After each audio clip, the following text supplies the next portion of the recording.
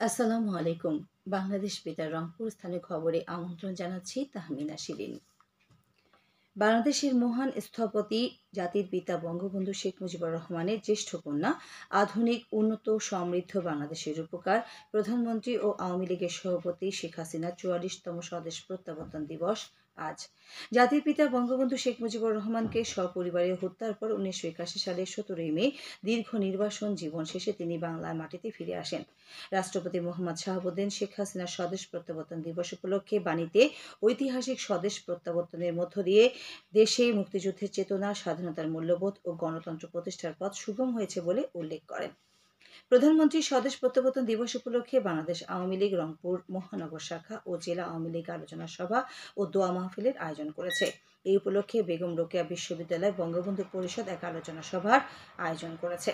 দিবসটি উপলক্ষে আজ জয়পুরহাটের ৫ পৌর ছাত্রলীগের উদ্যোগে সকালে দলীয় কার্যালয় জাতীয় ও দলীয় পতাকা উত্তোলন করা হয়। বিকেলে অনুষ্ঠিত হবে আলোচনা ও দোয়া মাহফিল। জয়পুরহাট জেলা আওয়ামী লীগের উদ্যোগে আজ বাদ আসর শহরের কেন্দ্রীয় জামে মসজিদে এক দোয়া মাহফিলের আয়োজন করা হয়েছে। এদিকে প্রধানমন্ত্রী স্বদেশ প্রত্যাবর্তন দিবস উপলক্ষে আজ সকালে উপজেলার বীর মুক্তিযোদ্ধা নুরুল ইসলাম পাপু মিয়া স্মৃতি মিলনায়তনে উপজেলা আওয়ামী লীগের উদ্যোগে এক আলোচনা সভা অনুষ্ঠিত হয়। দলীয় সহসভাপতি রেজাউল ইসলামের সভাপতিত্বে অনুষ্ঠিত আলোচনা সভায় প্রধান অতিথি ছিলেন সংসদ সদস্য অ্যাডভোকেট বিপ্লব হাসান পলাশ। মুক্তিযোদ্ধা নেতৃবৃন্দ সহ রাজনৈতিক ও সামাজিক সংগঠনের নেতৃবৃন্দ এতে বক্তব্য রাখেন। পরে দোয়া মাহফিল অনুষ্ঠিত হয়। আজ বিশ্ব টেলিযোগাযোগ ও তথ্য সংঘ দিবস। দিবসটির এবারে প্রতিপাদ্য ডিজিটাল উদ্ভাবন, টেকসই উন্নয়ন। ১৯৬৯ সাল থেকে দিবসটি পালিত হয়ে আসছে। এই উপলক্ষে রাষ্ট্রপতি মোহাম্মদ শাহাবুদ্দিন এবং প্রধানমন্ত্রী শেখ হাসিনা পৃথক বাণী দিয়েছেন। দিবসটি উপলক্ষে ডাক ও টেলিযোগাযোগ বিভাগ বিভিন্ন কর্মসূচি গ্রহণ করেছে।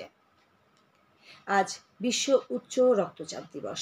বিভিন্ন দেশের মতো বাংলাদেশেও নানা কর্মসূচির মধ্যে পালিত হচ্ছে দিবসটি। উচ্চ রক্তচাপের কারণে হৃদরোগ ও স্ট্রোকের ঝুঁকি বৃদ্ধি পায়। ওয়ার্ল্ড হাইপারটেনশন লীগের সদস্য হিসেবে hypertension committee of national heart ফাউন্ডেশনের বাংলাদেশ ২০০৬ থেকে প্রতি বছর ১৭ মে দিবসটি পালন করে আসছে। এবছরও জনসচেতনতায় এ দিবসকে ঘিরে নানা উদ্যোগ নেওয়া হয়েছে। এবারে দিবসটির প্রতিপাদ্য হচ্ছে সঠিকভাবে রক্তচাপ মাপুন, নিয়ন্ত্রণে রাখুন এবং দীর্ঘজীবী হন।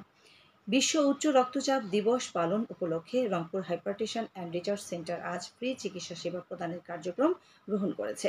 বিকেলে শোভাযাত্রা ও আলোচনা সভা অনুষ্ঠিত হবে। রংপুর সিটি কর্পোরেশনের ১৮ নম্বর ওয়ার্ডের মিস্ত্রি পাড়ায় আনসার আলী চেয়ারম্যান সরণি সড়কে আরসিসি ঢালাই কাজ শুরু হয়েছে। সিটি কর্পোরেশনের মেয়র মুস্তাফিজুর রহমান মুস্তাফা গতকাল এই কাজের উদ্বোধন করেন।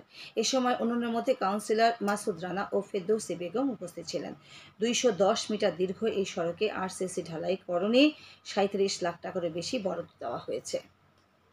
বাংলাদেশ ক্ষুদ্র ও কুটির শিল্প কর্পোরেশন বিসিক রংপুর জেলা কার্যালয় আয়োজনে ৫ দিনব্যাপী শিল্প উদ্যোক্তা উন্নয়ন প্রশিক্ষণ গতকাল শেষ হয়েছে। এই উপলক্ষে বিসিক কার্যালয়ে অনুষ্ঠিত সমাপনী অনুষ্ঠানে ২৭ জন প্রশিক্ষণার্থীর মাঝে সনদ বিতরণ করেন বিসিকের উপমহাব্যবস্থাপক এহসানুল হক।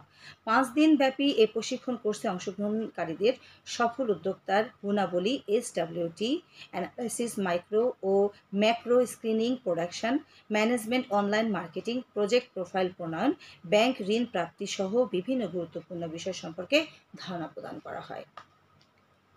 দ্বিতীয় ধাপে ষষ্ঠ উপজেলা পরিষদ নির্বাচন অনুষ্ঠানের লক্ষ্যে কুড়িগ্রামের উলিপুর উপজেলা ভোটগ্রহণ কর্মকর্তাদের ৩ দিনব্যাপী প্রশিক্ষণ গতকাল শেষ হয়েছে।